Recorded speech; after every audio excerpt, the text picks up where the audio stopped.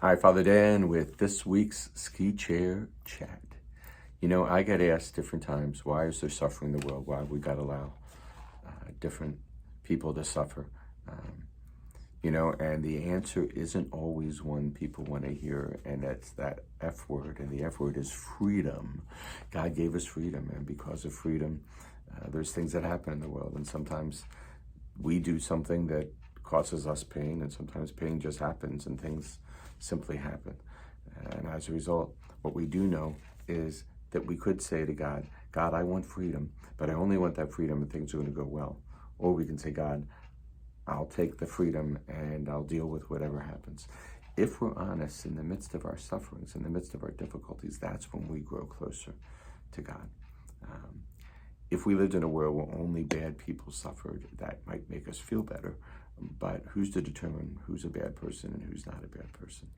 Uh, I've been asked, if God loves us so much, why does he allow suffering in the world? God does love us so much. And if you think about it, God loved Jesus, his only son, part of the Blessed Trinity.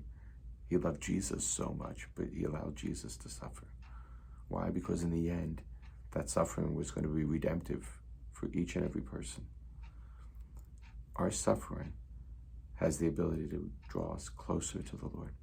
If everything in my life was perfect, if everything in my life had everything going for it, never a problem, never a difficulty, I'd like to say that I'd be close to God, but I suspect I'd think, well, what do I need God for? I'm going through life, everything's going fine. Another question, if I'm going to suffer no matter what, why should I try to follow God? Because if I'm going to suffer, I want to suffer knowing that I have God walking with me, that I have his strength, his hope, and his peace in the midst of it all. So, no, God doesn't want us to suffer, but he allows us to suffer.